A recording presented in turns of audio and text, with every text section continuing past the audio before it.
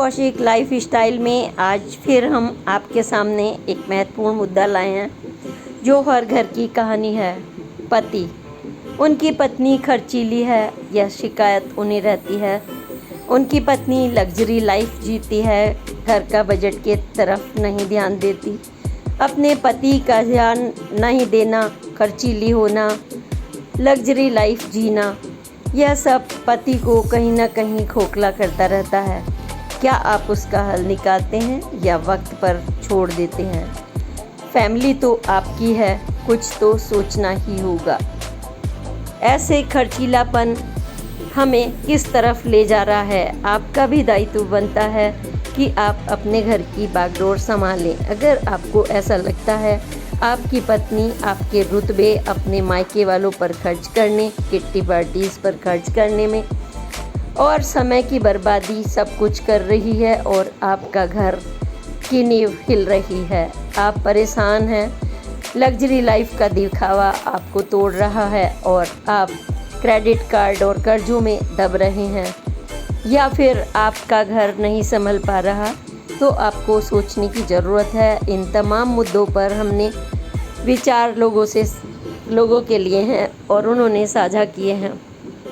तो समझदारी यही बनती है कि एक अच्छी पत्नी जो हमें आइडियल देती है और बताती है यह दिखावटी लाइफ कुछ नहीं, वो अपना घर को संभाल कर रखती है, वो अपने पति और बच्चों का दायित्व संभालती हैं। इस दिखावटी दुनिया में उनकी कोई दिलचस्पी नहीं होती, ना उन्हें भारी भरकम जेब खर्च करने में। वह नेट से या अपने छोटा पैसा जोड़ कर ही अपने घर को समझदारी से चलाती हैं। ऐसी आदर्श पत्नी से भी हमें सीखना चाहिए जो घर परिवार को साथ लेकर चलती हैं। यह पोस्ट इसी सब्जेक्ट पर है, आप इस पोस्ट को देखिए। नमस्कार, मीना कौशिक लाइफ स्टाइल में आपका स्वागत है। आज हम पति के महत्वपूर्ण मुद्दे पर बात कर रहे हैं, जिन्हें घर का मोर्चा संभालना पड़ता है, जिन्हें छोटे से छोटी दवाई के खर्चे से लेकर पढ़ाई तक, फीस से लेकर घर की डेकोरेशन तक, व्यवसाय से लेकर के आपके रिश्तेदारों तक आपकी जिम्मेदारियां संभालनी पड़ती हैं। तो इसमें एक मुद्दा आता है, क्या आपकी पत्नी बहुत खर्चीली हैं? क्या वह आपकी पॉकेट का ध्यान नहीं रखती? क्या वह आपके साथ मिलकर चलती हैं? अगर आपकी पत्नी खर्चीली हैं और आपका उनसे कोऑर्डिनेशन में होने में दिक्कत आती है, तो यह पोस्ट आपके लिए। हर घर की कहानी वहीं आकर टिकती है। कुछ खुशियाँ, खर्चे, कमाई, जिंदगी को और रिश्तों को टिका कर चलना, आज खर्च करके हमें कल की बुनियाद भी मजबूत करना, बहुत कुछ बातें हैं। और जब हम पति की बात करेंगे तो सच में जब हम यह कहते हैं कि हमारा पति ऐसा है, हमारा पति अच्छा है, हमारा पति व्यवसायी है, हमारा पति डायरेक्टर है, तो इस सब के पीछे जब आप सीना चौड़ा करके निकलती हैं तो वह पति का जज्बा होता है। आपकी भी कमाई होती है। आजकल तो महिलाएं भी बराबर कंधे से कंधा मिलाकर कमाई करने और घर चलाने में साथ दे रही हैं, तो एक तरफा तो घर चलता नहीं। कहने का तात्पर्य यह है, पत्नी को खर्चीली क्यों कहा जाता है? या क्या सचमुच कुछ पत्नियां अपने हाथ को खुला रखती हैं और अननेसेसरी खर्च कर देती हैं और उनके पति को यह कहना पड़ता है वो खर्चीली हैं? हाँ, ऐसे बहुत सारे उदाहरण आए हैं जिसमें यह तो आए ही हैं कि पत्नी ही घर को संभाल कर रखती है। पत्नी जो पति को पैसा देती है उसमें थोड़ा बचा कर घर को रखने के लिए, घर को संभालने के लिए, फ्यूचर के लिए पैसा जोड़ कर रखती है। मकान बनाने में भी वही सहायक होती है, बच्चों की फीस में सहायक होती है। जब पति आपके हाथ में सारा पैसा दे देता है तो घर भी आपको ही संभालना होता है। फिर पति को यह कहने की आवश्यकता अचानक क्यों पड़ जाती है वो खर्चीली है। इसका मतलब यह है कि कमाई से अधिक या ज़रूरत और गैर ज़रूरत को ध्यान में ना रखते हुए वो पत्नी खर्च कर डालती है। जहाँ खर्च होना चाहिए था वहाँ नहीं हुआ, क्योंकि पति अपनी कमाई को रबड़ की तरह खींच तो नहीं सकता। यह तो स्वाभाविक है, उसे मालूम ही होगा मेरे पति की पॉकेट कितनी है, कितनी कमाई है। यह भी एक ज़रूरी मुद्दा है। पत्नियों ने कहा कि अपने खर्चे होते हैं, हमें करने ही तो होंगे। और दूसरी तरफ पति ने कहा हम बस कहते हैं खर्चीली है, लेकिन सच ये है कि जब वो खर्च करती है हम जुबान भी नहीं निकाल पाते, क्योंकि हमारे पास ऑफिस के, घर के, दफ्तर के बहुत टेंशन है। घर में आकर फिर हमारे को कोई यही सुनने को मिले, आज फीस नहीं है, आज ये नहीं है, आज वो नहीं है, आज हमें उस रिश्तेदार की शादी में जाना है, आज उसके बच्चा पैदा हुआ है, आज नानी की बीमार है, कल नानी मरने वाली है, कल नाना की डेथ हो गई है, कल ये बीमार है, कल वो बीमार है। भाई इस सब का बजट तो पत्नी को ही रखना होगा ना। वो अपनी पॉकेट के अनुसार क्यों नहीं खर्च करती। पतियों ने कहा कि हमारी भी तो मुश्किल है, हम उधार लेकर आएंगे, चुकाएंगे कहाँ से, हम क्रेडिट खर्च पर करेंगे तो क्या जो घर में 24 घंटे झेलना पड़ेगा या कई बार झेलना पड़ता है, आत्महत्या की नौबत आ जाती है, तब क्या पत्नी हमारा साथ देती है। जब दरवाजे पर कोई खड़ा होता है तो क्या उसके रिश्तेदार खड़े होते हैं जो आपने गैर ज़रूरी खर्च किया। यह सब पत्नी को ही समझना होगा, क्योंकि पति अगर कमाऊ है तो आप घर की संचालक हैं और घर के संचालक को अपने ही बजट में सब देखना होता है। हमने 10th क्लास में, मैंने स्वयं मीना कौशिक लाइफ स्टाइल में, मीना कौशिक आपसे बोल रही है कि हमने 10th क्लास में होम साइंस पढ़ी थी, तो उसमें बजट एक महत्वपूर्ण मुद्दा था कि महिलाएं किचन तक का सामान भी अगर रखती हैं तो कौन सा सामान 1 महीने का है, कौन सा 1 हफ्ते का है, कौन सा पूरे साल का हमें खरीद कर रखना है, किस पर कितना बजट खर्च करना है, हम कौन से बजट को कम कर सकते हैं, हम अननेसेसरी सामान नहीं भरें, जितनी ज़रूरत है या जिस पर बचत हो सकती है हम उस सामान को रखते हैं खरीद कर। हमें आटा रोज़ नहीं ला सकते तो हम वो 1 महीने का लाएंगे या 6 महीने का लाएंगे या साल भर का लाएंगे। ये सब चीज़ें मायने रखती हैं। तो पत्नी जब खर्चीली कहाँ कहाँ होती है, पतियों का कहना है कि अक्सर किटी पार्टीज़ में जाना, उनका मायके में या तमाम रिश्तेदारों पर हर छोटे छोटे फंक्शंस में जाकर उनमें कुछ देन लेन करना, अपनी ड्रेसेस खरीदना, बच्चों की खरीदना, अब इस फंक्शन में ये मेहंदी के लिए ख़रीदना है, ये इसके लिए ख़रीदना है, जैसे कि भाई तुम्हारे ही घर में शादी है। ये अंतर तो तुम्हें रखना होगा, तुम्हारी बेटी की शादी नहीं, तुम्हारे बहन की है, भाई की है, और तुम्हारा दायित्व ससुराल का है। अब तुम्हें इस घर का देखना है, तो अब जब तुम्हें ज़रूरत पड़ेगी, क्या वह तुम्हारे काम आते हैं, तब तुम उधार लेने जाती हो।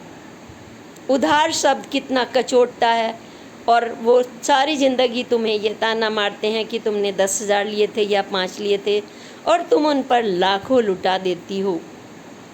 ये गैर ज़रूरी खर्च अगर पति समझाता है, ये पति और पत्नी के डिस्कशन से ही निकल कर आया है, तो पत्नी को सोचना पड़ता है कि हाँ सचमुच ये गैर ज़रूरी है।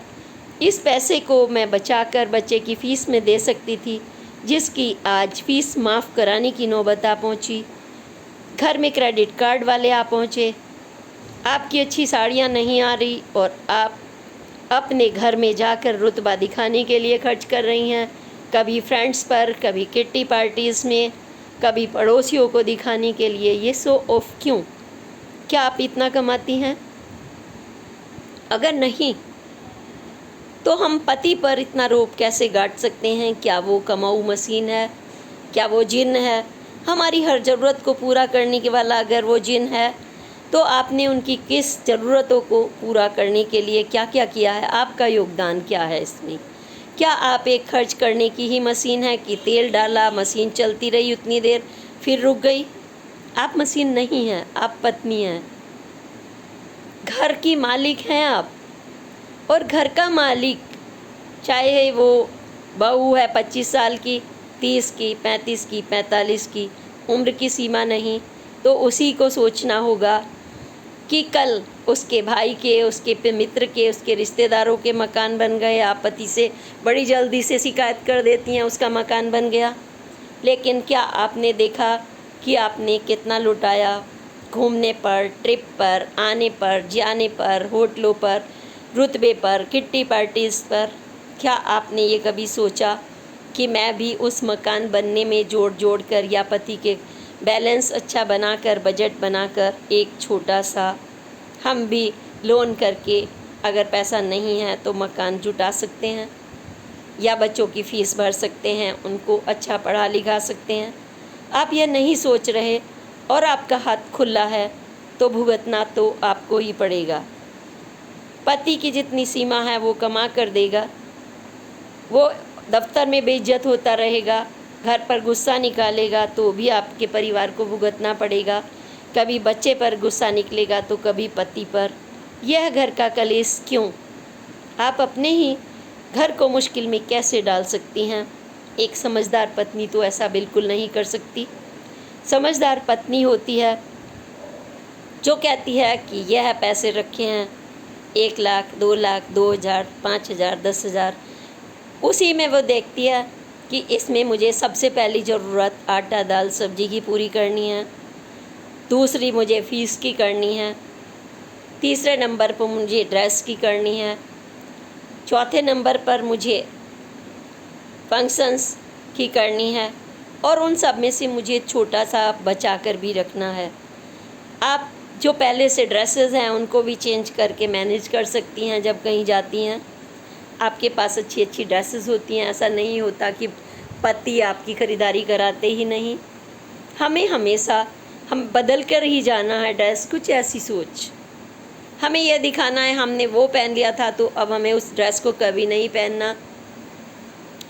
क्या हम इतने बड़े बिजनेसमैन हैं? 140 करोड़ की जनता अगर यह सोचने लगी तो खर्च करना तो दूर, आप सोच सकते हैं कि सबको रोटी भी नसीब नहीं होती। आप भाग्यशाली पत्नी हैं, आपके हाथ में अगर कुछ पैसा आ रहा है।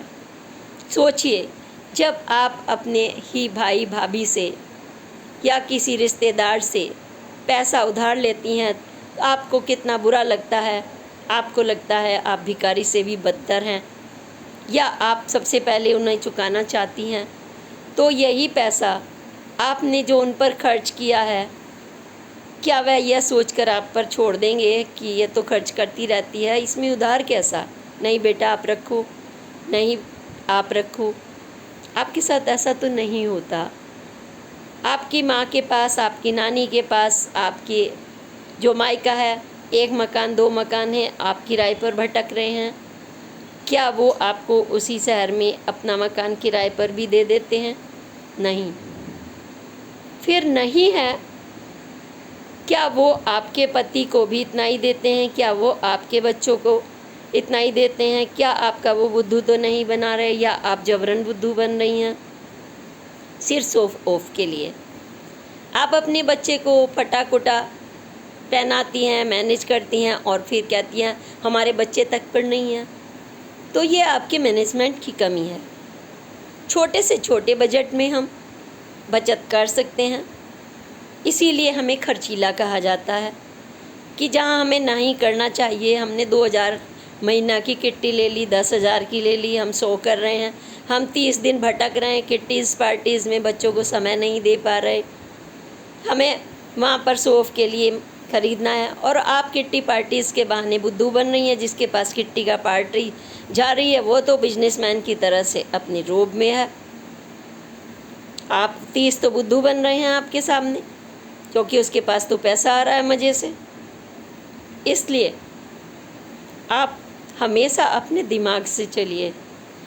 आप जिस पर रोब गांठ रहे हैं वो फटीचर होंगे, तब आपके साथ कैसा व्यवहार करेंगे, सोचिए। ये आपको सोचना दूसरे के बारे में नहीं है, ना दूसरे की वो उसकी पत्नी ज़्यादा घूमती है, ए जी वो तो नैनीताल गए हैं, ए जी वो तो स्विट्ज़रलैंड गए हैं। नो, आप किस में खुश हैं?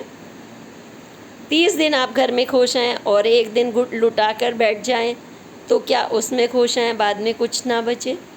ये सब चीज़ मैटर करती हैं। और ज़िंदगी में अच्छी पत्नी वही है जो अपनी खुशी और अपने परिवार की खुशी लेकर चले। हमें शो ऑफ से कुछ नहीं मिलना, हमारी बुनियाद मजबूत होनी चाहिए। हमें यह भी परवाह नहीं करनी कि हमारे घर में मेहमान आ जाएं, हम लुट पिट कर बैठ जाएं, लेन देन में खर्च कर दें। हमें देखना है कल हमारे पति का बजट क्या होगा। अगर वो 3 दिन आपके घर में आकर पड़ गए हैं और आपका वह राशन 15 दिन चलना था, तो आप अपने अच्छे ढंग से बता सकती हैं। आप छोटे से घर में रह रही हैं, पति और बच्चे सबकी पढ़ाई डिस्टर्ब हो गई है, तो आप अच्छे ढंग से खर्चीलापन कम करके बोल सकते हैं। आने वाले को कह सकते हैं कि आप बस इतना ही रुक सकते हैं। मुस्कुरा कर कहिए या कैसे कहिए, ये होटल नहीं, ये रेस्टोरेंट नहीं, ये घर है, आपको अच्छे से चलाना होता है। क्योंकि कोई आपकी हेल्प न करने वाला नहीं बुरी स्थिति में, चाहे कोई भी हो। ईश्वर भी उसी की मदद करता है जो अपनी मदद स्वयं करता है। आप अपनी मदद करेंगे तो ईश्वर क्या, सारी सृष्टि आपके लिए हेल्प के लिए खड़ी हो जाती है। पति भी ईश्वर से कम नहीं होता, बच्चे भी देवता से कम नहीं होते, क्योंकि सारा सुख का केंद्र परिवार है। और परिवार के बाद मोहल्ला, मोहल्ले के बाद समाज, समाज के बाद राष्ट्र, राष्ट्र के बाद अंतर्राष्ट्रीय स्तर पर। इसलिए इस मुद्दे को अब मैं आप ही के ऊपर छोड़ती हूँ। आप कैसा खर्च करते हैं मुझे बताइएगा, आप कैसे मैनेज करते हैं, क्या आप भी खर्चीली हैं, और हैं तो क्यों? अगर आपके रुतबे को देखकर कोई आपको अपने साथ बैठाता है, वो आपका सच्चा मित्र कभी नहीं हो सकता। आपका मित्र वही है कृष्ण जो सुदामा को भी साथ रखे। इसलिए अब मैं कह रही हूँ नमस्कार, जय हिंद, जय भारत। पोस्ट पसंद आई हो तो लाइक करिए, सब्सक्राइब ज़रूर करिए, और खर्चीले शब्द को बुरा मत मानिए। खर्चीला कहना बुरा नहीं है, खर्चीला कहना सिर्फ आपको सावधान करना है।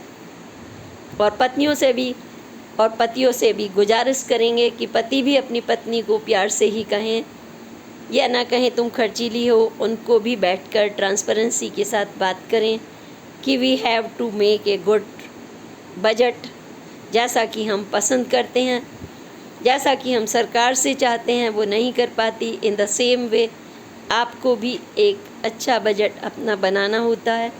अपने हाथ को खींच कर चलिए, ताकि सभी आपके मैनेजमेंट से कहें कि वाह ये पत्नी है, ये घर को संभालती है और किस तरीके से सभी को खुश रख सकती है, अपने रिश्तेदारों को भी, अपने बच्चों को भी। लेकिन फोकस अपने परिवार और अपने पति पर रखिए। जय हिंद, जय भारत।